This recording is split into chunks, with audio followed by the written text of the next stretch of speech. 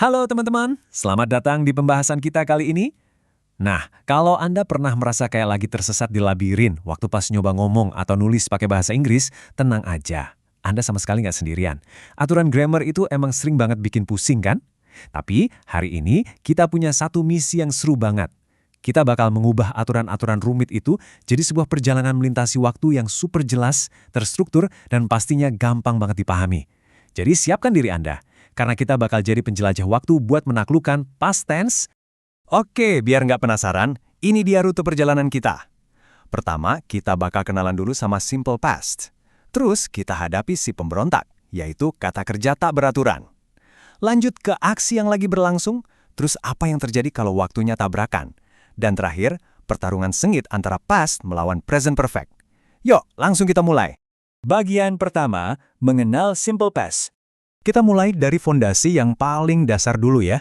Coba bayangin ada sebuah garis waktu yang panjang banget dan Anda nancepin sebuah pin kuat-kuat di belakang sana untuk menandai kejadian yang udah bener-bener selesai.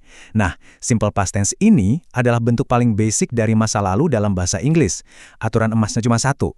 Aksinya harus 100% tamat di waktu sebelum detik ini. Nggak peduli apakah itu kejadian yang baru aja lewat 5 menit yang lalu atau pelayaran penemuan benua Amerika di tahun 1498. Selama aksinya udah selesai, durasinya tuh nggak penting lagi. Kita mutlak pakai simple past.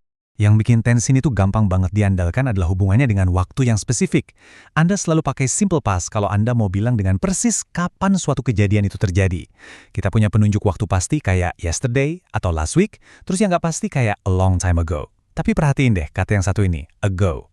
Ini beneran kata sakti buat nunjukin seberapa jauh jaraknya ke masa lalu. A minute ago, 3 years ago. Kata ini ditaruh tepat setelah periode waktu dan langsung deh jepret ngunci aksi tersebut di masa lalu. Lanjut ke bagian 2, kata kerja tak beraturan atau the irregular outlaws. Terus gimana sih cara kita merangkai kalimatnya? Sebenarnya gampang banget buat kata kerja beraturan alias regular verbs. Polanya rapih dan bisa ditebak. Anda cuma perlu tambahin ed di ujung kata buat kalimat positif. Kayak walk berubah jadi walked. Terus coba lihat bentuk negatif sama kalimat tanyanya. Bahasa Inggris tuh punya kata bantu yang super praktis, yaitu did. Dan begitu Anda pakai kata did atau did not, kata kerja utamanya langsung balik lagi ke bentuk asalnya. Sangat logis kan? Tapi ya, namanya juga bahasa Inggris, nggak selalu semulus itu. Buat menaklukkan kata-kata yang bandel dan nolak aturan ed ini, kita bakal merujuk langsung ke buku otoritatif dari Cambridge. Buku ini tuh ibarat peta buat ngelacak para pemberontak grammar yang emang harus kita pelajari secara khusus. Coba deh perhatikan daftar ini. Anda bisa lihat polanya, atau malah ketiadaan polanya. Ini nih yang namanya irregular verbs. Daripada cuma nambahin akhiran yang rapi, kata-kata ini tuh sering banget ngubah total suara vokalnya. Fly nggak tiba-tiba jadi flight, tapi malah jadi flew. Terus wake jadi woke, feel jadi felt. Kenapa bisa gitu? Ya, karena sejarah perkembangan bahasa Inggris itu sendiri. Sejujurnya nggak ada jalan pintas buat yang satu ini. Menghafal adalah bagian yang nggak bisa dihindari. Tapi percaya deh, begitu Anda sering pakai, kata-kata ini bakal terasa natural banget kok di lidah. Masuk ke bagian 3. Aksi yang sedang berlangsung. Tadi kita udah nancepin pin buat aksi yang udah kelar. Tapi gimana kalau kita mau ngintip apa yang lagi terjadi tepat di tengah-tengah prosesnya? Nah, ada satu pertanyaan fantastis banget nih dari kolom komentar komunitas British Council, ditulis sama pelajar bernama Fajar. Pertanyaannya simple tapi ngena banget. Pas kita ngelihat seseorang lagi nyetir mobil kemarin, kenapa sih kita harus nanya where were you going? Dan bukannya where did you go? Ini jembatan yang pas banget buat ngebahas konsep kita selanjutnya. Buat ngejawab kebingungan Fajar tadi, kuncinya ada di past continuous tense. Kita pakai bentuk were going karena kita lagi memvisualisasikan aksi menyetir itu pas benar-benar lagi kejadian. Bayangin gini, kalau saya tanya, apa yang lagi Anda lakuin jam 8 malam kemarin? Dan Anda jawab, saya sedang belajar atau I was studying, itu berarti Anda udah mulai belajar dari sebelum jam 8 dan proses belajarnya masih terus jalan ngelewatin jam 8 itu. Kita pakai was atau were ditambah akhiran ing buat nyiptain ilusi pergerakan di masa lalu. Berasa kayak lagi nonton videonya langsung kan? Sekarang bagian keempat, tabrakan waktu alias the past tense collision. Yuk kita coba eksperimen seru. Kita gabungin simple past sama past continuous dan lihat apa yang terjadi. Ini benar-benar nunjukin seberapa besar pengaruh grammar. Coba lihat dua skenario ini. Di kalimat pertama, when the guests arrived, Jane was cooking. Artinya, Jane tuh udah mulai masak sebelum tamu-tamunya datang. Tamunya muncul pas Jane lagi sibuk potong-potong sayuran. Tapi coba lihat kalimat kedua. When the guests arrived, Jane cooked. Wah, ini ceritanya berubah total loh. Ini artinya tamunya datang duluan, baru deh Jane pergi ke dapur buat masakan mereka. Bayangin, cuma dengan ngubah satu grammar tense aja, kita udah ngerubah seluruh alur ceritanya. Kombinasi dua tense ini emang paling sering dipakai buat ngomongin interupsi. Maksudnya gini, as I was going to work, I saw an old friend. Jadi pas saya lagi jalan ke kantor, saya ngeliat teman lama.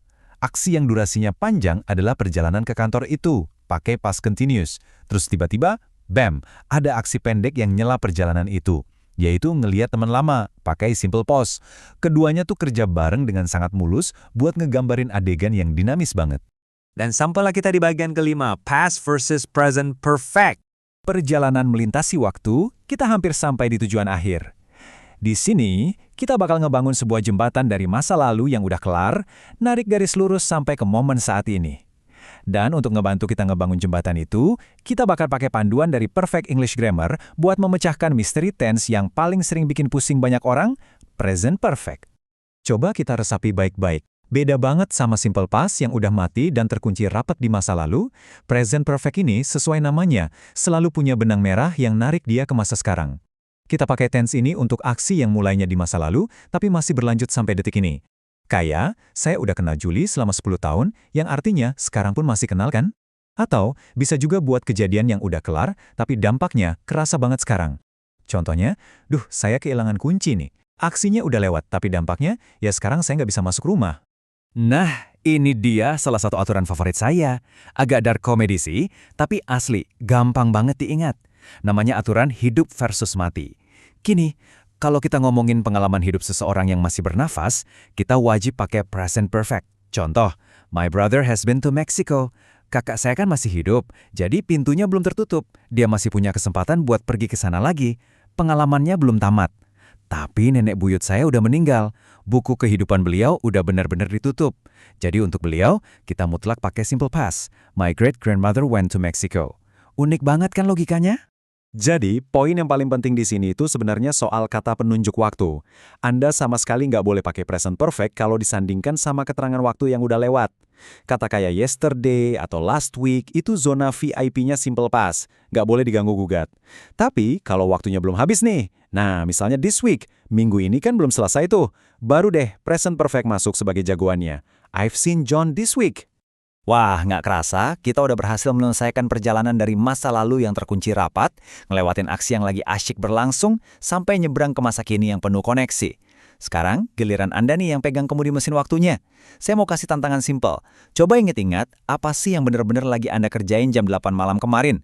Pakai past continuous ya. Terus, apa satu hal yang Anda mulai di masa lalu, tapi proses atau dampaknya masih nempel di hidup Anda sampai detik ini? Itu porsinya present perfect. Coba deh praktekin pelan-pelan di percakapan sehari-hari. Terima kasih banyak udah seru-seruan bareng di pembahasan grammar ini. Terus eksplorasi dan sampai jumpa di materi seru kita selanjutnya.